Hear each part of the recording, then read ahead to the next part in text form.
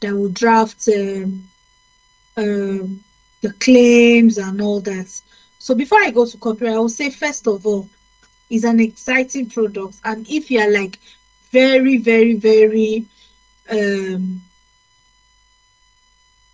very, very stringent on it being a process or method that is not just based on software, I would say test this technology outside. And you had also mentioned the sovereign portfolio. You understand?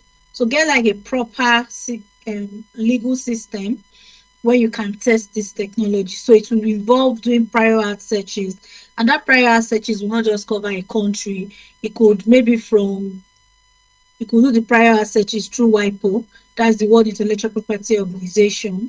You understand? We treat you like through a PCT country. They do the proper prior art search. You understand? They do a proper search for you, and from the proper prior art search, they'll be able to outline whether this is actually patentable or not. Because in doing that, the EU system, that's the patent office, is fused into that platform. Then there's also the Google X platform, I think, where you can do all these prior searches too. The lawyers there will look at this properly and do a proper prior search, because you might say this particular product is for the third world countries. An example is if you want to, let's say, ship to Kenya. If you've done a proper prior art search, you can beat your chest that any country you are taking this thing to, your patent or whatever has been covered. You've done a proper prior art searches, because a lot of these third world countries, their patents are based on the patent cooperation treaties. So people have tested in maybe US, EU, UK, they filed there and they've extended to those countries. You understand? So you do a proper prior art search, then the description of the patents, the drawings, everything is properly done, and you file through that PCT state or system, then you extend to these countries. So it gives you a proper bulletproof, you understand, system, rather than filing through an office that cannot even really tell you at this point whether what you have is really patentable or not. That's the first thought I have, because since you're open to a sovereign portfolio, that's one of the best way you can do this. Secondly, is to also explore copyright, because most of the legal regime or legal protection for software, source code, if you even notice, a lot of AI companies, they are huge on that copyright, because you already mentioned that there's actually something like that in the market. It's your legal process or method that makes it different. And I believe it is the way your software has been coded, the way you've done your codes, both your source codes and all, that makes your own process an improvement or different from what it's already out in the market. And that is what makes copyright. Everybody could have the same, we all have fintech in 1 million ways, but the way OPay works is different from way CUDA works, different from way, different. It's just the way their source codes have been done, the way they've done their processing, the way they've managed the back end and all that. That is what makes the end results actually different from Mr. A and Mr. B. So copyright is like a huge part of what you are doing, and I believe the huge repository of your source codes or whatever are like very huge. So you could also look at that. That would be depositing that um, process method with the copyright office. But your source code is that makes it different from other people, is like the major foundation of what you have. And you might not want to maybe push that out there, because here in Nigeria, copyright is not compulsory. You register. We don't even have a registration system. What we have is a depository, a registry where you deposit your work, and they give you a certificate. And based on that, when you have maybe matters in court, you can bring this out. You don't really have to go and bring the original work or the original documents that you used to prove whatever it is that you have. So those are the things that I would I would advise you to do. For the patent, test, do a parallel search outside here. Test it. I would say maybe somewhere in the EUIP or in Germany, they are very huge with all this um, technology. So that wherever you take this to, or wherever you want to extend it to, you know that you've done a proper parallel search and it covers it. Then secondly, you copyright is like the huge part of what you are doing. So if you are not comfortable now dropping these source codes, you are now going to be very huge on trade secrets, which is the last one I want to talk about. So trade secrets is like the major part, is an IP, is a huge part for tech companies, but it's not something that you have like a registration regime.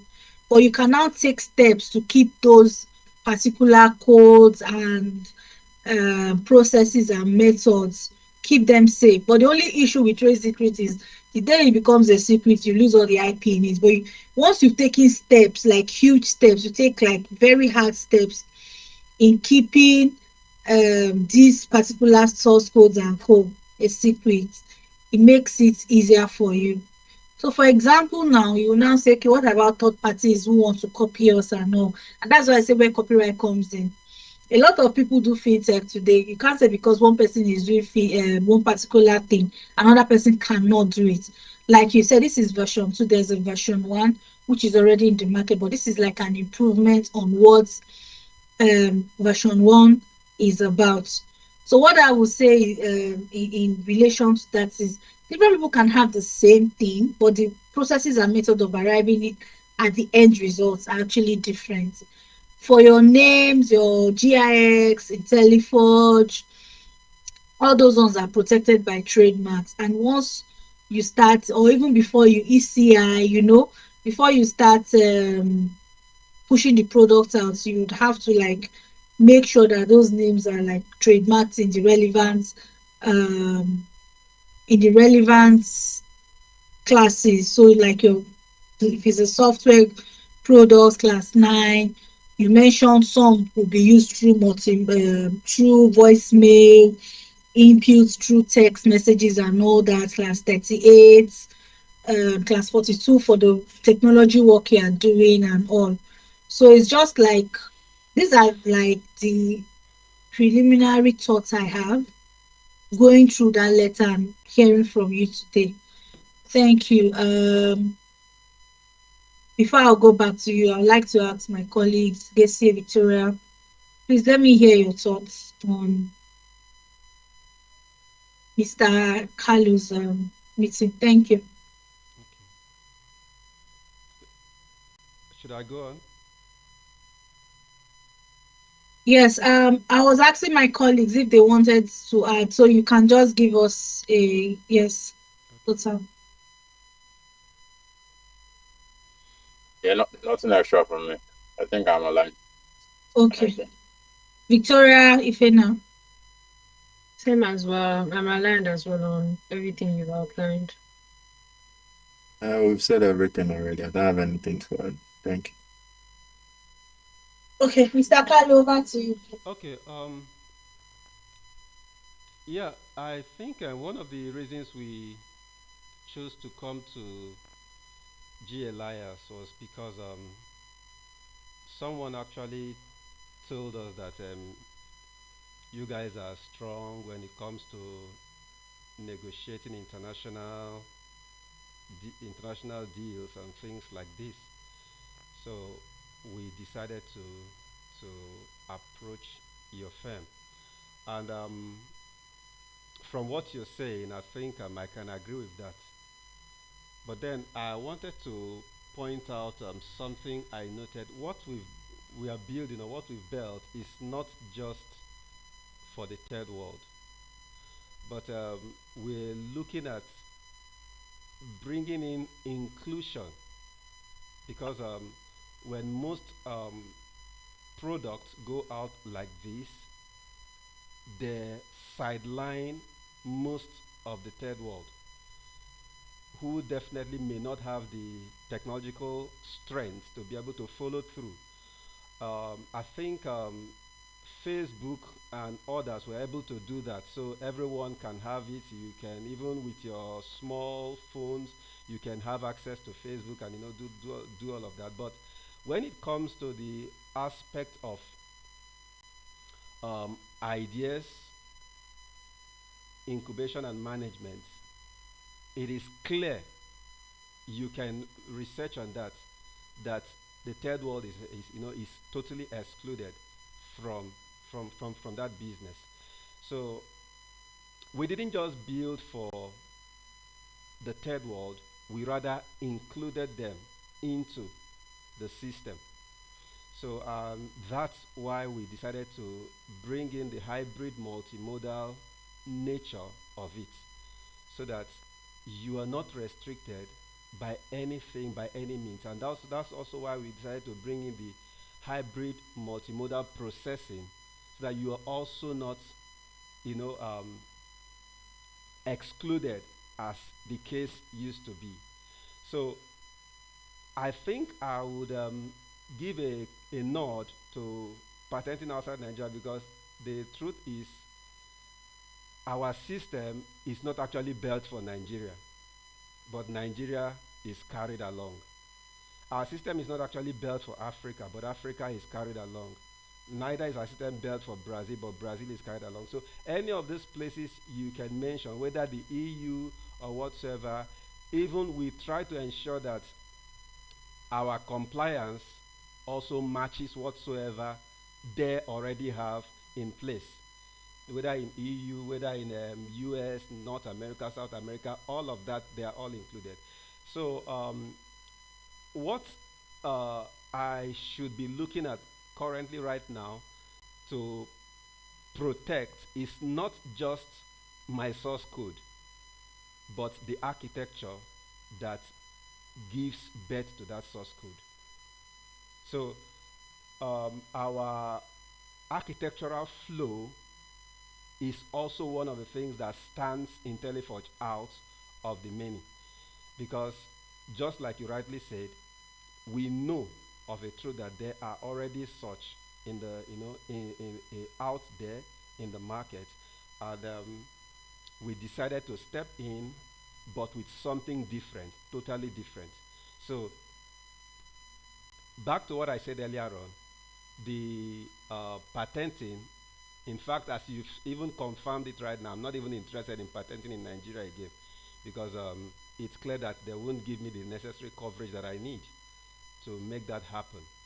So I leave that to you, just like you said, you will get back to us to um, let us know what and what is attainable after you've done your research. So thank you. Yeah. Thank you very much, Mr. Kalu, and thank you for thinking beyond the Nigerian ecosystem, because I would say maybe 95% of the patent applications that come in or filed that are filed in Nigeria as of today are not tested here in Nigeria. They've been tested abroad and now extended to Nigeria. I'm sure one day we'll get to a place where we have like the facilities to be able to test the technology we have. But it would be very sad to pretend something here, then when you want to extend abroad, you discover there's something exactly like what you have, or maybe even someone slamming you with um, an IP infringement claim. You understand? So, well, whoever said we have like an international reach is right, because I have a contact who is in Germany, and all they do is patent drafting and filing, because the EU office, they are based in they are based in the city where you have the EU patent EPO, the European Patent Office. So she's someone I would do a mail to say, this is what we have here. We have someone here who wants to test the technology, blah blah blah. Put you guys together. You understand the contacts we have, and I'm very sure I think Tessie she'll be happy to take it from there with you. So they will be the ones to do the prior searches, the draftings of the patents, file it before.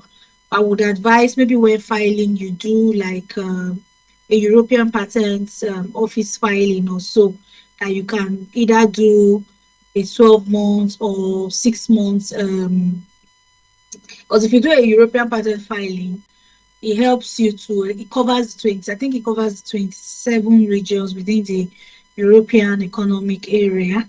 And you can also now, through that, file a PCT application and extend it into the countries you want to extend it to. So I think that should be the next step. So apart from your source code, which I think also you should look at the copyright aspect for international application.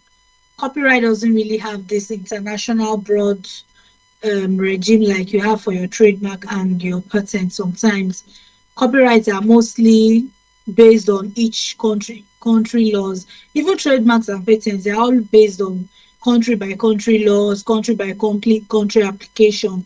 Or sometimes for trademarks, you can use one application to designate some countries, stuff like that. But it doesn't really apply for that in copyright. So what I would say is the list of countries you are looking at doing business. It includes Nigeria. We'll be happy to do the source code registrations and trademark registrations for you.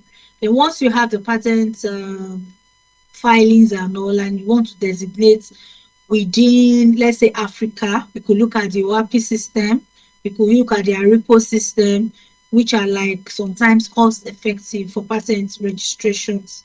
You understand? So shortly after this call, if it's fine by you, we'll do the introduction with the German lawyer and we can take it up from there for the patent side. Then wait for the completion, then extend within these areas. You understand?